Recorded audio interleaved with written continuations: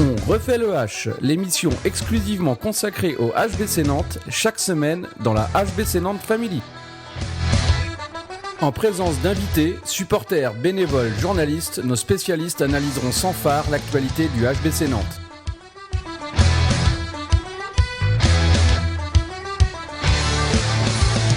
Bonjour à toutes et à tous, après plus d'un mois de trêve internationale, on refait le H et de retour pour une 17e émission particulièrement copieuse. Et ce soir, je suis accompagné de Mickaël, abonné depuis 2013. Bonsoir Mickaël. Salut Polo, salut Yann, bonsoir tout le monde. Et également, comme tu viens de le dire, accompagné également de Yann. Bonsoir Yann. Salut Paul, salut Mickaël, bonsoir à tous. Au sommaire de cette 17e émission, nous ferons un bilan des demi-finales et de la finale de cet Euro magnifique. Dans un deuxième point de l'émission, on en profitera pour revenir sur le limogeage de Didier Dinard et la nomination à sa place de Guillaume Gilles.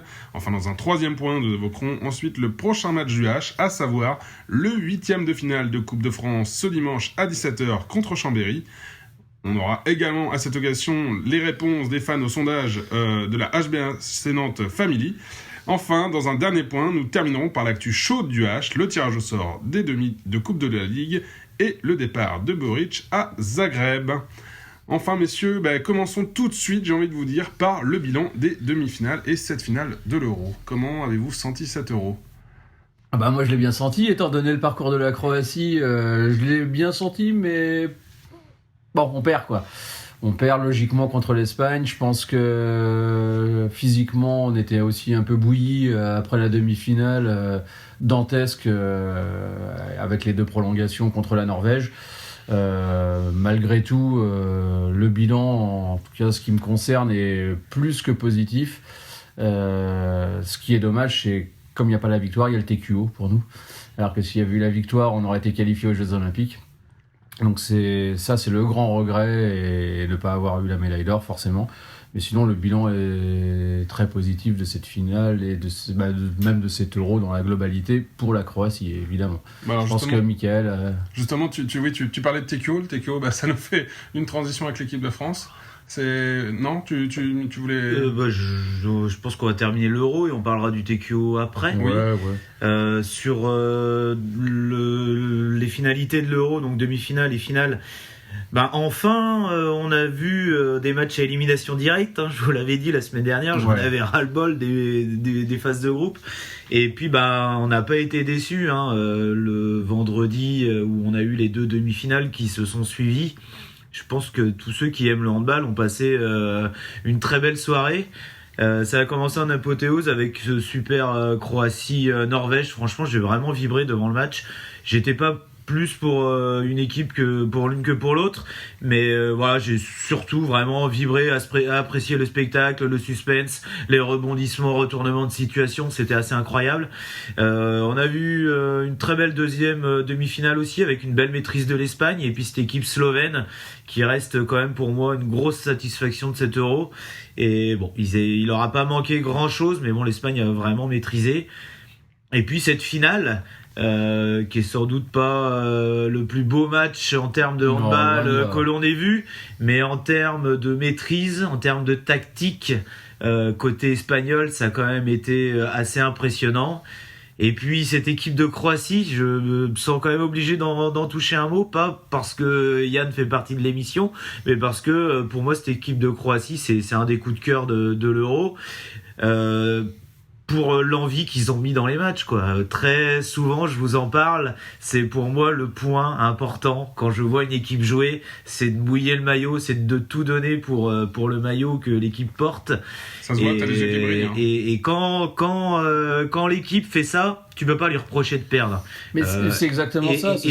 Et là, je termine. Vas-y. La Croatie, ils nous ont vraiment montré ce que c'était que mouiller le maillot sur cette demi-finale, c'était incroyable. Je veux dire, quand tu veux expliquer à quelqu'un ce que c'est que de se battre pour un maillot, montrez-leur la demi-finale des Croates. Je veux dire, tout est résumé, il n'y a rien de plus à rajouter, quoi. Et ça, moi, ça m'a vraiment, vraiment plu. Et ça, c'est un vrai coup de cœur. C'était super, quoi. C'était vraiment extraordinaire. Dans l'émotion et en toute objectivité, c'est le plus beau match de l'Euro, forcément, puisque c'est où il y a le plus de suspense, de plus d'intensité. C'est peut-être pas le plus beau techniquement, Exactement. Mais dans l'émotion, c'est le plus beau match de l'Euro. Comme tu disais, au niveau de l'envie, je l'avais évoqué lors de la dernière émission, c'est loin d'être la plus belle équipe de Croatie au niveau du jeu et au niveau de la technique, on va dire, de ces dernières années, mais au niveau de la pugnacité, on peut pas faire mieux. C'est ça qui l'a conduit jusqu'en finale, malheureusement. Ouais. Malheureusement, je pense qu'il y avait aussi Lino Cernard, donc le sélectionneur, dont on ne sait pas l'avenir immédiat, parce qu'on sait qu'il va arrêter, mais on ne sait pas si c'est maintenant ou c'est au JO. C'était programmé pour être maintenant, mais le fait qu'il aille en finale, forcément, ça redistribue un peu les cartes. Parce que ce qu'il faut savoir, c'est qu'au pays, il est vraiment dénigré, quoi. C'est en Croatie, Lino Cernard.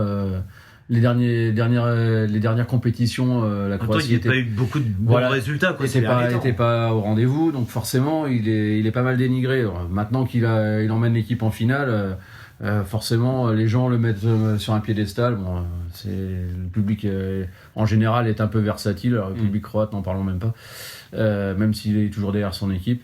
Tout ça pour revenir, oui, l'équipe était carbo-bouillie, je pense, mais ça n'enlève pas la maîtrise de l'Espagne qui, depuis son premier match du tournoi jusqu'à la finale qu'elle a gagné fort logiquement, a maîtrisé de bout en bout d'un point de vue tactique tous ses adversaires. Ça, ouais, c'est vrai que cette équipe d'Espagne a été assez impressionnante là-dedans. On a vraiment l'impression que pour moi cette équipe c'était un programme, quoi. Elle était programmée. Ils avaient un plan de marche et ils l'ont respecté, quoi. Voilà, c'était ça, quoi. Pour moi, c'était pas sexy. C'était pas sexy du tout. Tu peux même dire que c'était efficace. Pas sexy du tout. Par contre, c'était d'une redoutable efficacité.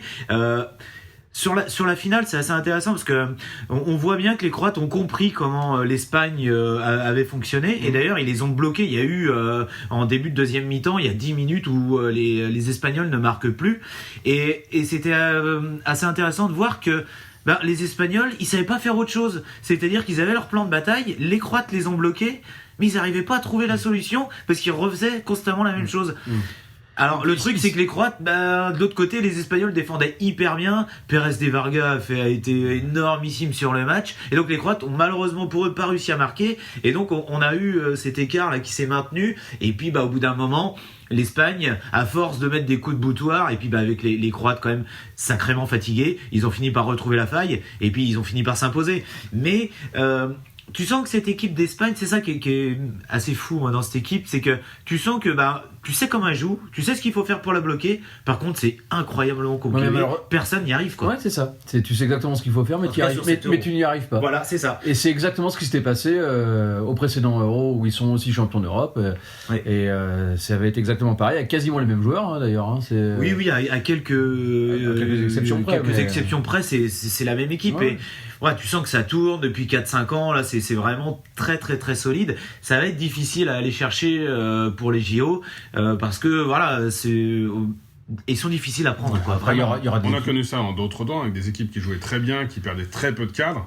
Finalement, dans leur système de jeu, quand ça tournait, les gens avaient beau savoir en tout cas comment elle jouait, il était difficile de trouver une faille parce qu'on sait comment ils jouent, mais c'est efficace, donc... Ouais, c'est ça, puis surtout que là, en plus, on sait bien que c'est la fin de cette équipe, quoi. C'est-à-dire qu'il y a énormément de joueurs qui sont au-delà de 35 ans, ça va aller jusqu'au JO. Ils sont en mission jusqu'au JO, et après, ça va s'arrêter. Donc là, la motivation, ce groupe qui vit ensemble, et qui vit bien ensemble, 2 titres européens d'affilée, c'est pas rien, ils vont avoir envie de finir en beauté. Alors après, il y aura plein d'autres équipes pour les en empêcher, mais en tout cas, moi, cette équipe d'Espagne, j'ai pris un réel plaisir, on va dire, en balistique à les voir évoluer. Ils m'ont en tout cas impressionné sur leur efficacité, sur leur maîtrise, quoi. Bon, messieurs, vous parliez, je sais plus lequel de vous le disiez tout à l'heure, les cartes ont été redistribuées. C'est le cas aussi pour l'équipe de France. Les cartes ont été redistribuées. On l'avait pas prédit, mais bon, on le sentait venir un petit peu quand même. C'est le limogeage de Didier Dinard et puis la nomination de Guillaume Gilles à la tête de l'équipe de France. Voilà, est-ce que c'était une décision logique suite au parcours des Bleus lors de cet Euro, quoi ? On en a un peu parlé la semaine dernière. Ce qui moi me surprend, c'est la fédération surtout, quoi. On fait un tournoi catastrophique, mais les mecs sont là. De toute façon, Didier Dinard reste. Pour quelques jours après, non, en fait, il reste pas parce que il y a peut-être un petit coup de pression, je pense, en interne, de la maison handball, des joueurs eux-mêmes. Et puis même des supporters, hein, c'est bon. C'est juste ce que tu dis, je te coupe Yann, mais je l'ai entendu aussi plusieurs fois, que ça venait des joueurs, qu'il y a des joueurs qui n'avaient pas... il y a eu des... Ça, c'est pas nouveau, hein, on en a parlé, qu'il y avait des conflits entre Didier Dinard et certains cadres, donc notamment Lucas Ballot, hein, ça date depuis plusieurs mois, ça. Après, ce qui est surprenant, et ce qui ne l'est pas non plus, parce que de toute façon, ils font un peu n'importe quoi à la Fédé, c'est la nomination de Guillaume Gilles, qui était l'adjoint de Didier Dinard, donc moi je le mets dans le même bateau, parce que je pense qu'en tant qu'adjoint il n'était pas là pour porter les sacs ou cirer les pompes, donc il avait un petit peu aussi son mot à dire, et en tout cas... s'il a ciré des pompes, visiblement c'est celle de la Fédé pour... Ouais, je pense même pas, ça par contre ça c'est autre chose, c'est plus l'incompétence des mecs qui sont tout en haut, la fédération de... Alors après, sincèrement, c'est soit ils te mettent Guillaume Gilles là, et tu prends pas trop de risques, parce qu'il y a le TQO, tu vas en parler Mika, mais ils le mettent en tout cas jusqu'au TQO. Si on passe, il restera jusqu'au JO. On ne va pas licencier un type qui te qualifie pour les Jeux Olympiques. Voilà.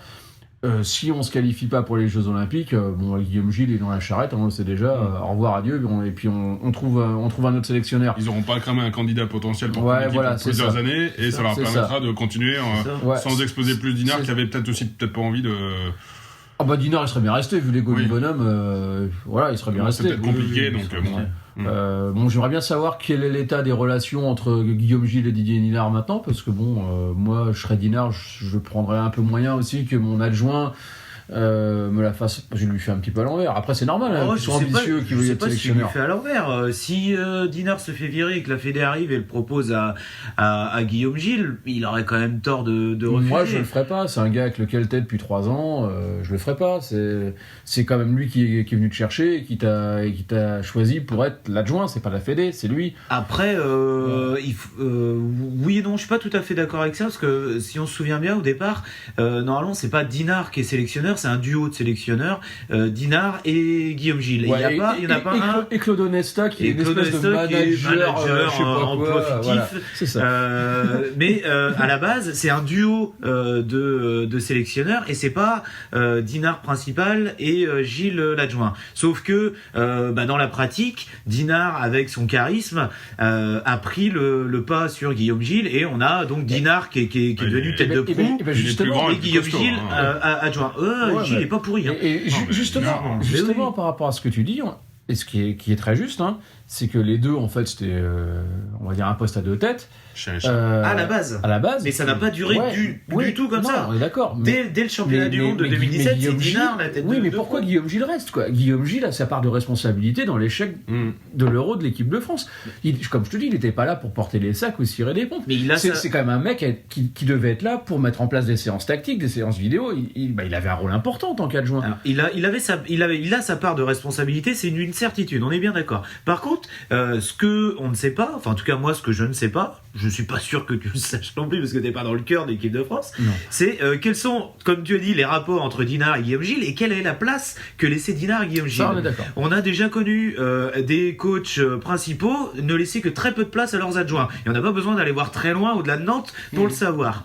Et c'est pas une critique envers Thierry, mais c'est une réalité. C'est une façon de travailler. C'est une façon de travailler.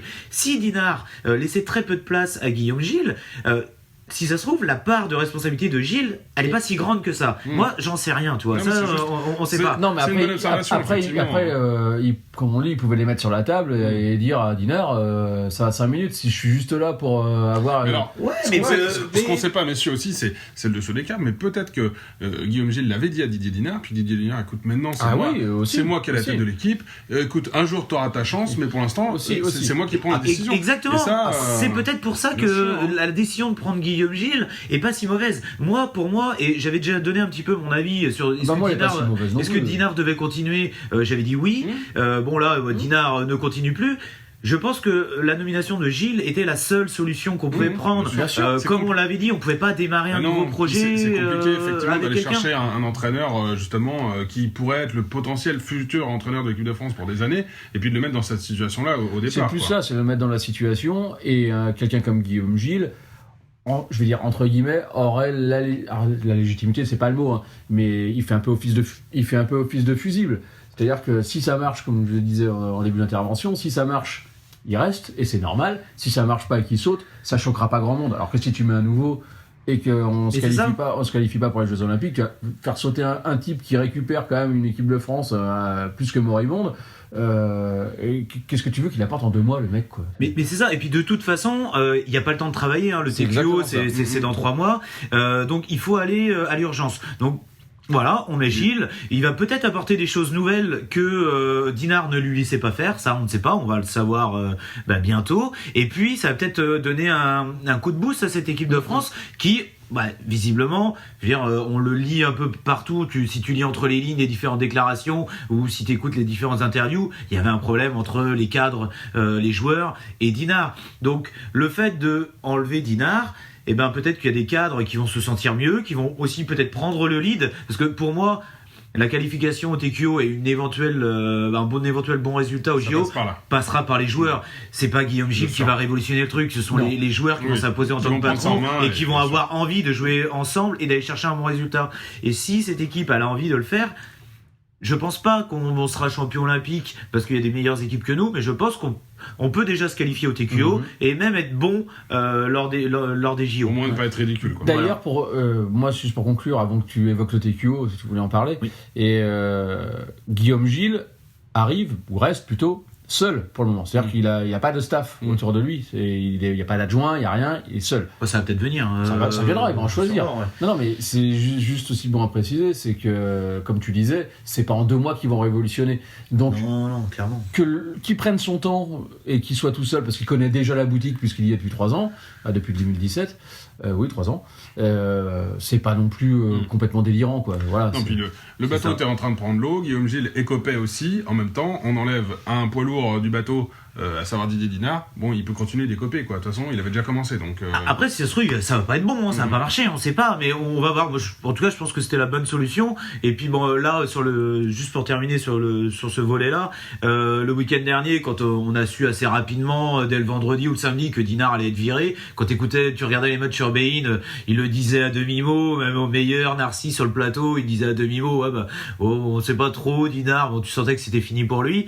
Bon, il y a plusieurs noms qui ont circulé, le nom de Thierry Anti, Canaillé dans la presse a même dit qu'il était intéressé par le projet. Ça serait pas déconnant. Ce sont des personnages extraordinaires et des techniciens hors pair, donc j'espère. Non, je voulais juste terminer en disant ça, que j'espère que la Fédé va nous proposer un beau projet après les JO. Là, voilà, on est en mode pompier. C'est Gilles qui prend la tête. On fait au mieux possible jusqu'au JO si on a la chance d'y aller. Et puis après, on démarre un vrai projet. Et j'espère que la Fédé est en train de réfléchir à un joli truc. Et les 2 personnalités, je pense qu'il y en a d'autres, mais en tout cas, les 2 personnalités premières, Patrice Canaillé et Thierry Anti, sont toujours en lice pour prendre l'équipe de France. Mais pas en urgence là maintenant. Après, surtout qu'il y a un beau projet parce que 2024 c'est Paris, c'est à la maison et on va avoir envie de briller, quoi. Et justement pour ça il y a le TQO. Pas pour 2024 mais pour 2020. Exactement, mais en amorce pour relancer la machine en prévision des échéances futures et les prochains JO. Il faut se qualifier et là justement donc le TQO ça va être aux alentours du 15 avril de mémoire. Ouais, c'est ça. Ça va se dérouler à l'Accor Hotel Arena, le nouveau nom. Le Palais des Sports de Bercy pour les vieux. De Bercy. Il y aura 4 équipes, donc notre équipe de France, l'équipe de Croatie, les Portugais qu'en ce moment on croise beaucoup, et la Tunisie qui fera un petit peu. Ça sera un peu le petit poussé quand même de ce groupe. Donc un groupe compliqué. Moi j'ai envie de croire quand même en cette équipe de France. Je pense que ils sont capables de se reprendre en main, de se motiver. Ça sera à la maison en plus. J'espère que Bercy sera plein et que ça va pousser derrière. Et je pense qu'on a moyen de gagner 2 des 3 matchs, quoi. Parce que ça, si tu gagnes, ce qu'il faut, c'est les 2 premiers se qualifient. Les deux premiers se qualifient.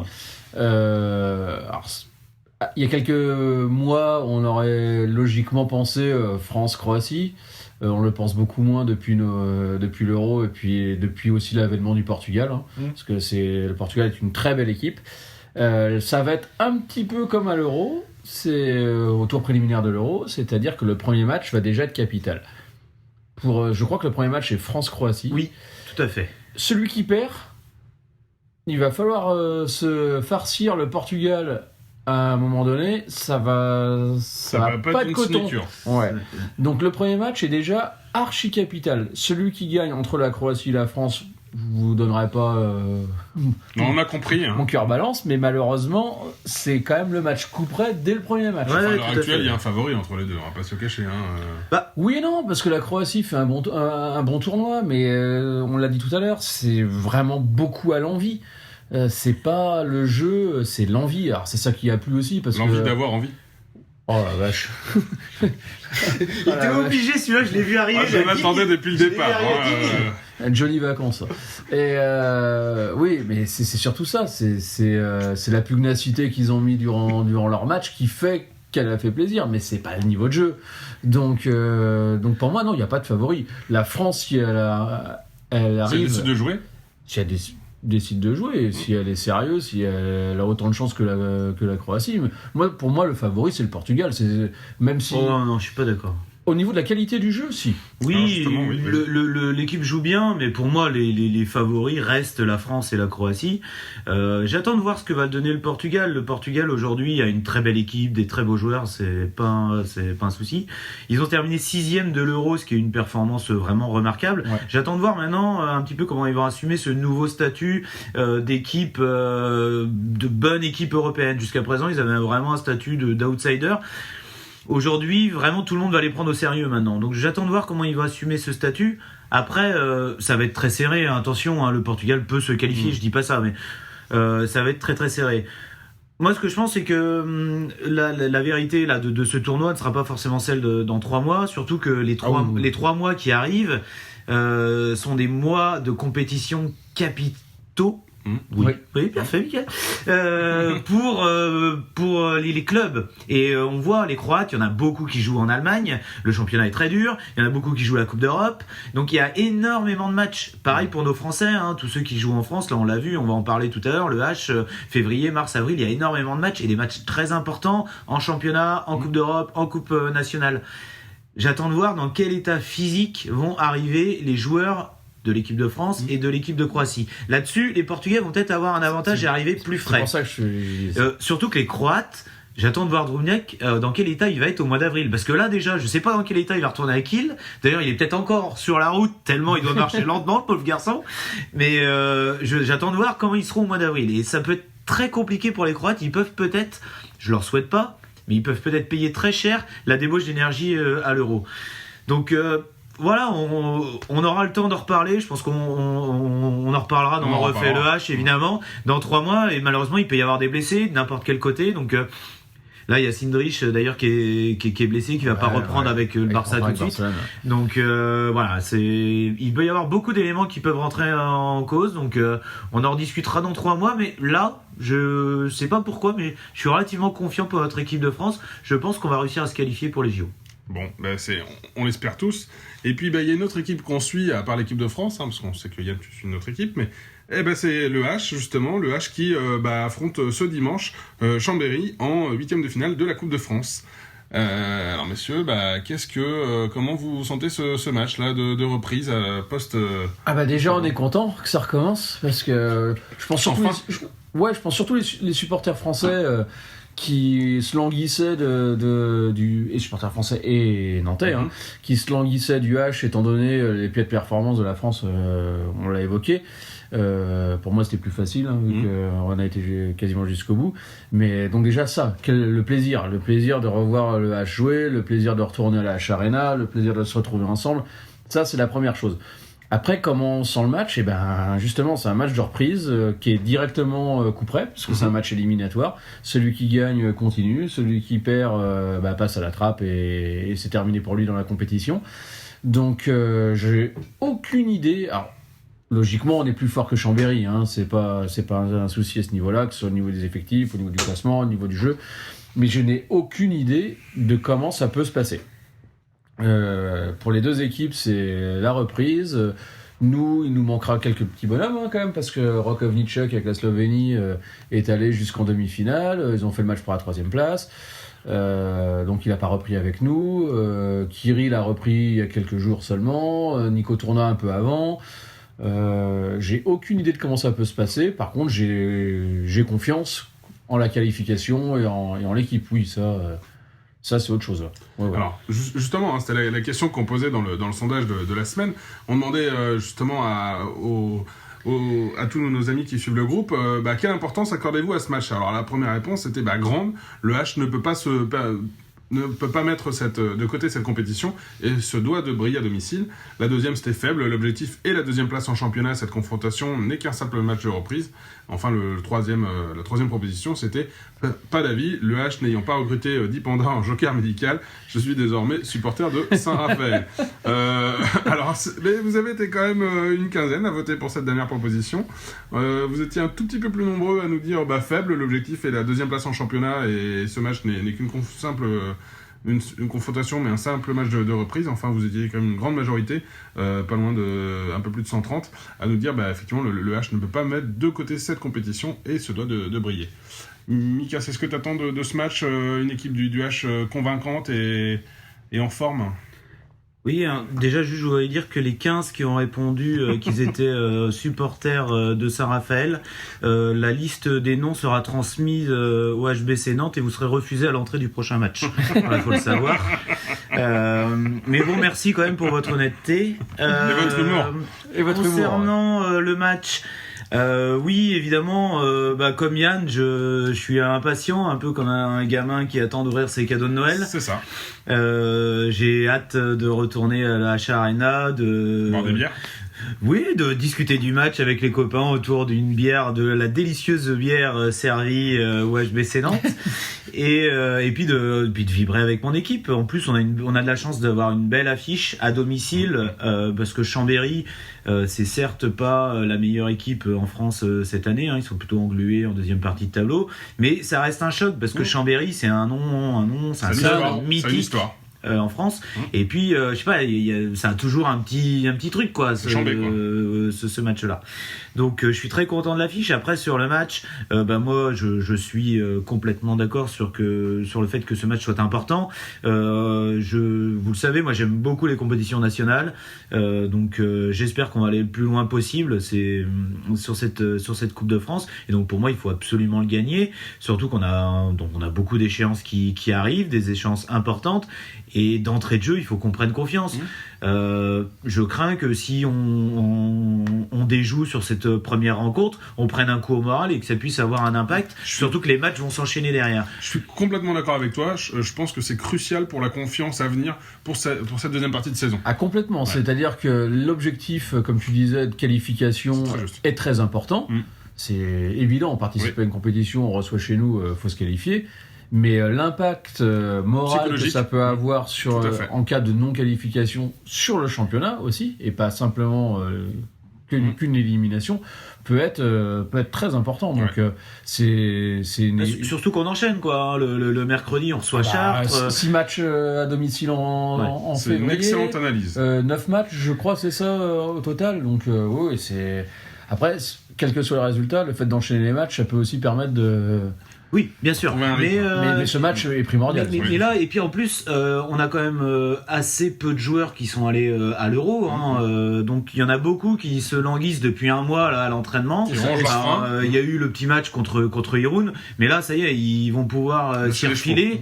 Donc et ceux qui y sont allés sont pas allés très loin. Donc, oui, en plus. Donc là, je pense qu'ils ont fait pour leur club. Ils ont tous hâte de reprendre. En plus, c'est un match le week-end, donc il y a souvent une ambiance qui est très bonne enfant. Il y a beaucoup plus de familles qu'en semaine, donc je pense qu'on va avoir une belle ambiance. Tout est réuni pour qu'il y ait une belle rentrée. Maintenant, les gars, à vous de jouer et puis de nous offrir une belle victoire pour que cette reprise elle soit parfaite. Moi, franchement, j'y crois. Chambéry m'a pas beaucoup impressionné depuis le début de la saison, loin de là. Si on revient avec les bonnes intentions et puis un tant soit peu au niveau auquel on a quitté le championnat avec cette magnifique victoire à Montpellier, il n'y a pas de raison que ça passe pas. Après, attention quand même à Chambéry, parce que je l'ai dit, donc mauvais début de saison, ils auront du mal à se qualifier pour l'Europe via le championnat. Ils sont fait éliminer de la Coupe d'Europe, c'est-à-dire que les coupes nationales, ils vont être à bloc dessus. Donc il y a un Final Four de Coupe de la Ligue dont on va reparler après, parce que je crois qu'on risque de les recroiser. Donc là, ils vont être super motivés pour ce match-là. Et puis, ils vont être très motivés aussi pour ce week-end, parce que les coupes, c'est un petit peu ce qu'il leur reste, et ils sont tenants du titre de la Coupe de France. Donc ils peuvent sauver leur saison grâce à ça. Il va pas falloir démarrer en demi-molle cette rencontre, sinon on risque d'aller droit à la déconvenue. Donc les gars, on compte sur vous. C'est une belle image. En tout cas, merci de m'avoir sabré ma transition. Mais c'est ça, on parlait de Chambé, on continue. C'est toujours sympathique. Effectivement, on va retrouver Chambé en Coupe de la Ligue. Le tirage au sort des demi-finales a été fait et donc on va les retrouver à nouveau. Donc finalement, ce match-là de Coupe de France ce dimanche, c'est aussi pour leur mettre une première claque avant la deuxième, non ? Il y a déjà eu Kirill Lazarov qui avait climatisé le phare en championnat avec un jet franc à la dernière seconde qui nous offre la victoire alors qu'on était quand même mal engagé durant tout le match. On va repasser à chaque fois. Non, après si on est là, je suis preneur, mais on l'aura pas à chaque fois, non, effectivement. Comme tu disais justement, notamment sur ce Final Four, donc la demi-finale, Chambé, c'est les coupes nationales, c'est un peu ce qui peut sauver leur saison parce qu'en championnat de toute façon ils gratteront rien. En Coupe d'Europe ils ont déjà été éliminés. La demi-finale, tu la gagnes, tu as une place en finale directe, c'est la façon la plus rapide d'obtenir une place en Coupe d'Europe l'année prochaine. C'est les matchs qui plaisent à l'amical parce que ça se joue. Voilà. Non mais ça on est tous d'accord. Mais c'est surtout c'est la façon la plus rapide, la plus simple d'obtenir une qualification européenne l'année prochaine. Donc ils vont arriver le couteau entre les dents, c'est sûr et certain. Donc et c'est vrai que c'est intéressant d'avoir cette double confrontation pour deux échéances différentes et il va y avoir de l'impact. Ouais, alors. Ouais, après chaque match est différent, chaque compétition est différente. Ouais. Nous, disons que le tirage est bon parce que dans la compète il y avait Toulouse, Paris et Chambéry en adversaire potentiel. Toulouse nous avait mis quand même une petite pilule chez nous d'une victoire, en tout cas pour nous une défaite de 9 buts. Si on était tombé contre Toulouse, ça m'aurait pas déplu quand même parce que je pense que l'équipe est bien revancharde. Je voulais qu'on évite Paris à tout prix. C'est mieux. Ouais, c'est mieux parce que Paris est largement favori de ce tournoi, de ce Final Four. Ça a plus de panache de les battre en finale. C'est ça aussi. Sur un match, après, on sait jamais. Voilà. Surtout sur une finale, on sait que les joueurs, c'est aussi des matchs où un joueur peut se transcender, se révéler, d'autres peuvent aussi des fois passer à travers. On l'a vu aussi. C'est surtout que si on avait tiré Paris en demi-finale, jouer Paris sur une demi-finale, c'est un petit peu jouer la finale avant la lettre. Exactement. C'est avant l'heure.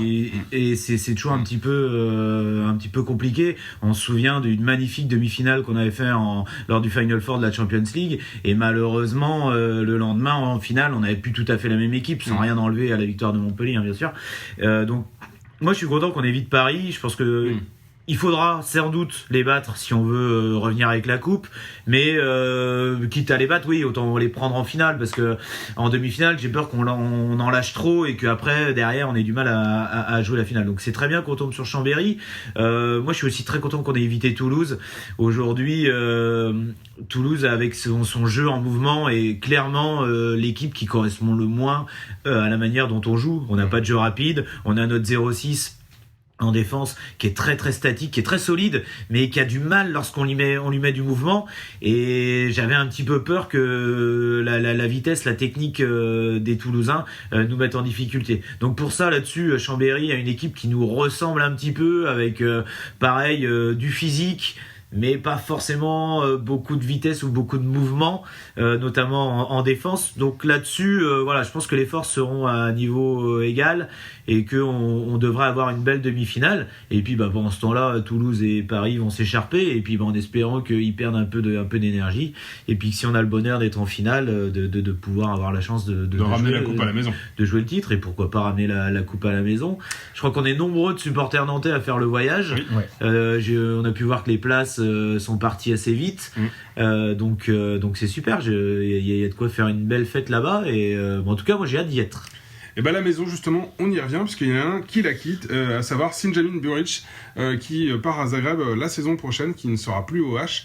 Messieurs, qu'en pensez-vous? C'est logique ou c'est un peu déceptif? Non, de toute façon, Sanyami n'était pas conservé, donc on savait que de toute façon il quitterait le club. Après, c'était de savoir quelle destination.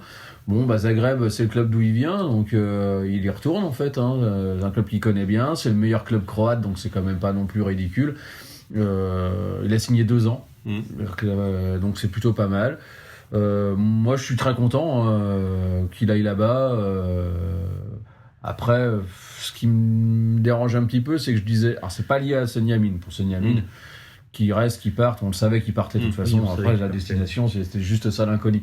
Ce qui me gêne un petit peu, c'est que je lisais dans la presse aujourd'hui que l'année prochaine, donc le H partirait avec 3 pivots. À savoir Figueras, la recrue espagnole, qui n'a signé qu'1 an, lui, Dragan Pechmalbek et Mathieu Bataille. Et j'avais cru comprendre au départ qu'en fait, Figueras était là pour remplacer le départ de Sanyamine Buric, parce qu'on savait qu'il ne resterait pas, et qu'on était quand même sur un autre pivot pour remplacer Nicolas Tourna. Parce que si on part avec ces 3 pivots-là, alors j'adore Dragan, je suis très heureux, je l'ai déjà dit, de la venue de Mathieu Bataille, mais pour faire de la défense, quoi, pour suppléer Rock, comme ce que fera Dragan aussi, et Dragan aussi peut jouer devant, mais c'est pas Figueras, c'est Mathieu Bataille qui vont un nom, un niveau surtout, parce que le nom, je m'en fous. Si on va nous chercher un jeune qui est un peu inconnu, mais qui a un niveau qui se rapproche de celui de Nicolas Tourna, oui, mais c'est pas avec ces 3 joueurs-là, sans enlever quoi que ce soit à leur qualité, mais Nicolas Tourna, ça reste Nicolas Tourna, qu'on va conserver qualitativement le niveau des pivots qu'on a actuellement. Et ça m'ennuie un tout petit peu plus. Le problème, et je crois qu'on l'a déjà évoqué, c'est qu'aujourd'hui, des pivots du niveau de Nico Tourna, il n'y en a pas 50, quoi. Il y en a très peu, et ils sont inaccessibles aujourd'hui pour le H, on va pas se mentir. Donc il fallait trouver une autre façon de faire. Donc voilà, on a pris Figueras pour gérer les phases d'attaque, Mathieu Bataille pour la défense, Dragan qui va faire un petit peu tout.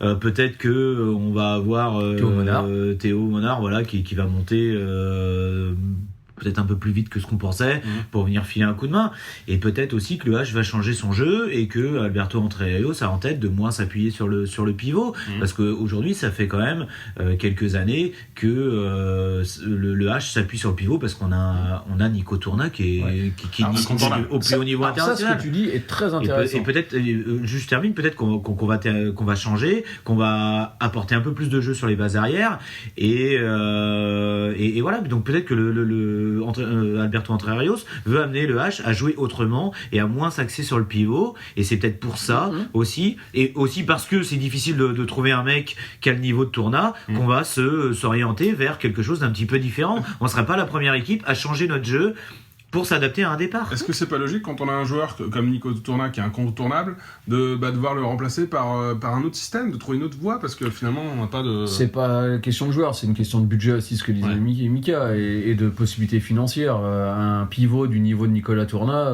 c'est inaccessible pour le H. En tout cas, un pivot confirmé. Faut mettre mais voilà, sur la table. Aujourd'hui on n'a pas les moyens de se payer ce genre de joueurs. Soit on prend des pivots qui sont un peu moins bons, soit on fait un pari sur un jeune, soit on change de système de jeu, et c'est là ce que tu disais est très intéressant. L'équipe de Croatie, ce que je vais faire le parallèle, est allée loin dans la compétition, mais ils n'ont pas de pivot de très haut niveau. Le petit Maric, il est quand même pas dégueulasse. Liu Mucha, c'est quand même pas. Liu Mucha, c'est quand même pas génial, quoi. C'est pas du niveau de Maric, moi je l'ai vraiment trouvé intéressant. Pour moi, c'est pas du niveau de Fabregas, Non. de Tourna ou un Kolbarer en Allemagne. Pour moi, c'est vraiment en dessous. Et donc le jeu, forcément, pas. Alors, eux, c'est pas par les ailes, c'est à base arrière avec des Douvignac, des Sidrich qui n'ont pas été au niveau. Et je pense que Nantes, peut à un moment donné modifier son jeu, comme tu le dis très justement, tout en ayant un pivot, mais peut-être repasser plus sur les ailes, peut-être utiliser plus la base arrière. À voir, ça sera le boulot d'Alberto Entrarios et de Greg Cogent. Mais ce que tu dis est très pertinent, ouais. Bon, rien à rajouter de plus, Mika, à ce sujet ? Sur Buric, non. Après, sur les transferts, parce que juste évoquer un petit peu le sujet, vous êtes nombreux à en parler.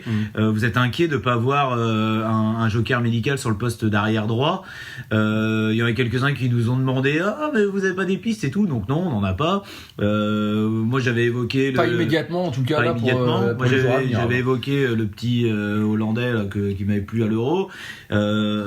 Sinon, moi, j'avais parlé du Jure Dolenech, voilà, mais pour l'année prochaine. Et j'allais en parler. J'ai beaucoup regardé Jure Dolenech jouer pendant l'Euro. Je vous assure, et là je passe un message à Gaël Pelletier, si vous voulez recruter, si vous avez moyen de recruter Jure Dolenech, je suis disponible, je vais le chercher à Barcelone avec ma bagnole personnelle et je le ramène à Nantes. Je vous promets que je le fais. Non, mais étant donné l'Euro qu'il fait, c'est je crois pas non plus, mais monsieur Pelletier, si vous avez une piste, moi je vais le chercher à Jure Dolenech, je le ramène, je lui paye même le resto sur la route. Il n'y a pas de problème.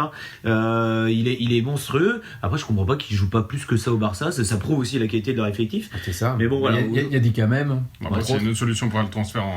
On peut la prendre aussi. Mais un peu plus sérieusement, aujourd'hui, c'est vrai qu'il n'y a pas beaucoup de pistes. Maintenant, il y a encore le temps. Il y a encore des jokers médicaux qui signent en ce moment. Là, il y a Nîmes qui vient de prendre un gardien pour remplacer le leur Théodore Paul qui s'est blessé. Donc, moi, je pense qu'il n'est pas exclu qu'on ait une recrue d'ici quelques temps. Mais en tout cas, je l'espère parce que Kirill tout seul, avec le nombre de matchs qui nous arrivent, ça va être compliqué. À suivre dans les prochaines échanges, on en fait le H. On nous demandait aussi des nouvelles de David Balaguer, ce qu'il en était. On n'en a pas. Voilà. Bon, voilà. Et justement, les auditeurs avaient des questions. Et il y en a un qui nous a posé une question cette semaine. C'est celle de Stéphane Michel. Et sa question, c'était je vais essayer de pas rire en les lisant, mais vu le prix de vente des billets du match contre le PSG, le H compte-t-il ouvrir un stand de vente de caviar et remplacer la bière par du champagne pour satisfaire la nouvelle clientèle visée? On sent, non sans une pointe d'ironie et de moquerie, où veut en venir l'ami Stéphane. Bon, messieurs, si on doit rejaillir sur cette nouvelle, cette question en tout cas. La formulation de la question de Stéphane Michel me surprend pas parce qu'il est actif sur le groupe HBC Land Family et toujours avec pas mal d'humour, donc ça me surprend pas. Le fond de sa question, par contre, mérite une réponse évidemment.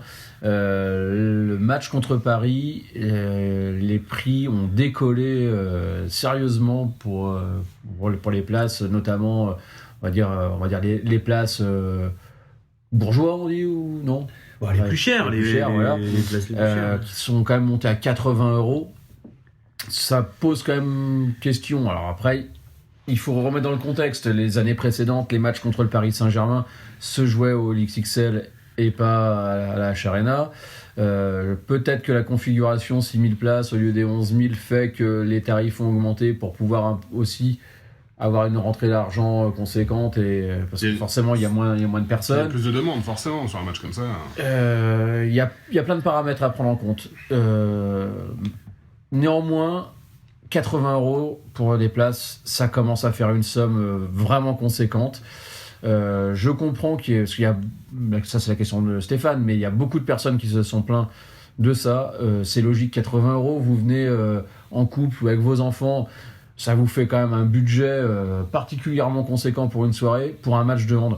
J'adore le hand, c'est pas le problème, mais j'ai pas envie que ça devienne un sport-spectacle qui ne soit réservé qu'à une certaine catégorie de professionnels ou de population. On sait que le hand, à la base, est un sport de PS et middle class. Je le dis sans aucune animosité ou sans rien de négatif. C'est pas populaire comme le football. Il faut que ça reste quand même accessible aux classes populaires. Qu'on garde cette belle ambiance qu'il y a dans la salle du H. 80 €, ça reste, c'est une somme. C'est quand même se saigner pour certaines personnes. Alors oui, c'est un gros match, oui, c'est le Paris Saint-Germain, mais faut pas qu'on tombe dans des trucs délirants, quoi. Et je comprends tout à fait les réactions des gens. Alors, nous, c'est différent, on est abonnés, on n'a même pas fait attention au prix, voilà. Mais ça reste une somme, quoi. 80 €, quoi. C'est... Vous venez en famille, vous mangez, vous prenez une bière, vous faites une soirée à 300-400 balles. Moi, à 400 €, je pars en vacances, quoi. Faut pas déconner. Certains ne prennent pas qu'une seule bière. Hein. Oui, bah, je pense que quand tu lâches ce prix-là, ouais, tu peux te permettre. Mais... Après, oui, beaucoup de gens insistent sur les 80 €. Faut savoir qu'il n'y a pas que des places à 80 €. Il y a des places à moins cher. Alors, elles sont parties beaucoup plus vite, parce que comme toujours, les places les moins chères, sont celles qui partent le plus vite. Mais ça reste qu'une partie de la H Arena et pas l'intégralité qui soit à 80 €. Quoi qu'il en soit, oui, le prix des places était cher. Moi, personnellement, dans la tribune dans laquelle je suis abonné, j'ai des potes. Mes potes du Club des Pintes que je salue d'ailleurs au passage. Le Club des Pintes ? Oui, quand tu parlais de gens qui boivent pas qu'une bière, ils en font partie. Ils ont payé 50 € dans tribune nord-haut. Ça me semble déjà cher pour un match de 60 minutes. Si j'ai bon souvenir, c'était le prix maximal l'année dernière du match contre Paris. Je sais pas, ça je dirais pas parce que j'ai pas suivi les prix. Il y a quand même une augmentation de 30 €. C'est énorme. C'est beaucoup. Aujourd'hui, même 50 €, moi, ça me paraît cher pour suivre un match de handball.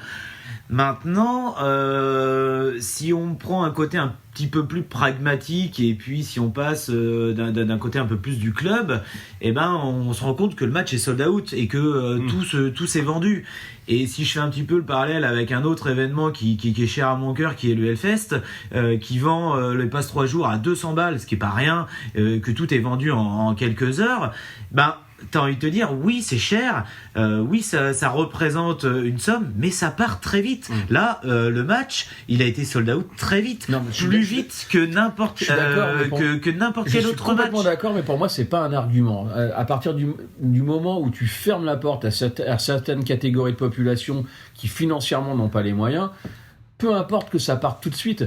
Peu importe. Mais que tu le veuilles ou non, c'est un argument à partir du moment où aujourd'hui on est dans un milieu professionnel et que l'argent est essentiel pour faire avancer, pour recruter les meilleurs joueurs et pour continuer à se développer. Et donc c'est pas un argument qui est dans tes valeurs, ni même dans les miennes. On est bien d'accord. Et moi non plus, j'ai pas spécialement envie de l'entendre. Mais si tu enlèves ce côté humain et ce côté ouvert à tout le monde, d'un côté vraiment très pragmatique sans considérer l'humain, tu peux pas reprocher au HBC Nantes de vendre des places plus chères, sachant qu'ils vont les vendre, sachant qu'ils vont faire un retour financier intéressant sur ce match-là. Il y a que ce match-là où il se passe ça. Mais je reproche pas au club. C'est le seul match. Je ne reproche pas au club parce que, comme tu le dis, je le comprends pertinemment qu'à un moment donné, t'es là aussi pour. C'est un sport professionnel, donc un sport business. Et là-dessus, je le comprends pertinemment.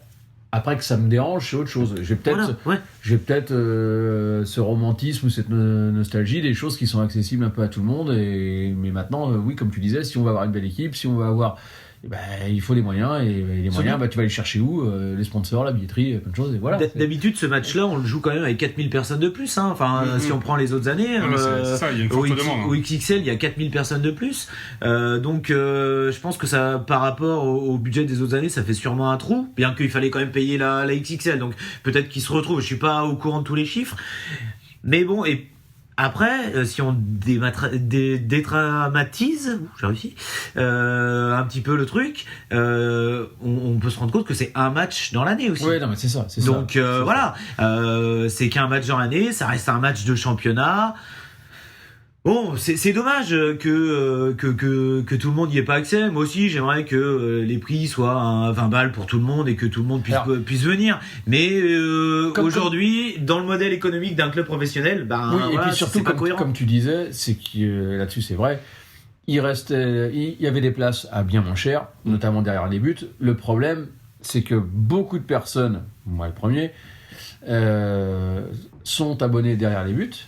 Et comme on avait des places prioritaires en tant qu'abonné, 2 places prioritaires par abonné, pour les prendre, et ben quand tu arrives grand public, les places derrière les buts, il n'y en a plus, quoi. Déjà, quand tu veux les prendre en place prioritaire, il en reste quand même pas énormément. Alors quand tu es grand public, les tribunes derrière les buts, donc, qu'on appelle tribunes populaires, il n'y a plus rien, quoi. Donc forcément, tu es obligé de te rabattre sur des tarifs qui sont importants. Oui, c'est vrai, mais mentalité, abonnez-vous l'année prochaine. Ou faites du lobbying, des pétitions ou quoi que ce soit pour que la municipalité actuelle ou la prochaine, parce qu'il y a des élections dans pas longtemps, réagrandissent et retravaillent la H Arena parce qu'on est déjà les 3 avec 6000 places. Voilà. Et là, il y aura plus de place derrière les buts et il y aura plus de place pour les personnes avec des petits revenus. Bon, ça sera le... Non, je plaisante quand je dis ça, mais c'est vrai, évident que la salle est déjà trop petite pour le petit truc qu'on peut déplorer, moi je suis un petit peu déçu, c'est qu'on retourne pas au XXL. Alors, je sais que Yann, on en discutait avant d'enregistrer, t'es plutôt content qu'on reçoit le PSG dans notre chaudron. Ouais.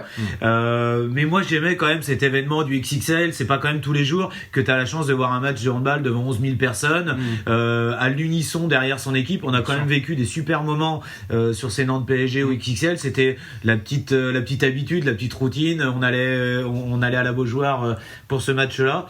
Moi, je pense que ça va me manquer un petit peu. Voilà. Et puis, il y avait plus de contents, parce que plus de place. Donc, plus de place, et puis il y avait quand même il y a un truc particulier sur ce match-là. Voilà, il y a une atmosphère différente. Après, je suis content qu'on les reçoive dans notre chaudron aussi, mais bon, ça va me manquer un petit peu. Bon, messieurs, je crois que c'était une très belle clôture pour cette 17e émission. Oui. Je voulais faire un petit mot. Aujourd'hui, on a appris le décès de Thierry Lenz. Qui faisait paire d'arbitre en Star League et qui était probablement l'un des meilleurs arbitres, si ce n'est le meilleur arbitre sur les dernières années. Ils ont eu des récompenses très régulièrement pour leur performance. Il était malade depuis pas mal de temps. Il y avait eu un reportage particulièrement touchant sur beIN Sport où il intervenait. On voyait également son fils aller chercher le prix justement à la Ligue, puisque Thierry ne pouvait pas se déplacer. C'est un moment particulièrement triste du handball aujourd'hui. Je pense que ça a touché tout le monde, tous les clubs, toutes les personnes qui aiment le handball. Énormément dommage. Ouais, parce que c'était un super mec donc je veux juste qu'on lui adresse nos plus belles pensées à sa famille, ses proches et rien de plus à dire, quoi. Voilà, il va nous manquer parce que c'était vraiment un bon type. Nickel. Oui, évidemment, condoléances à la famille. J'ai pas grand chose à rajouter sur ce que Yann a dit. Voilà. Je voudrais juste terminer après sur une note un petit peu plus joyeuse. Cette émission, l'Euro c'est terminé et donc on refait l'Euro, c'est terminé au passage. Je veux juste vous remercier de nous avoir suivis sur cette petite aventure. En tout cas, on s'est bien marré avec les copains à faire ça.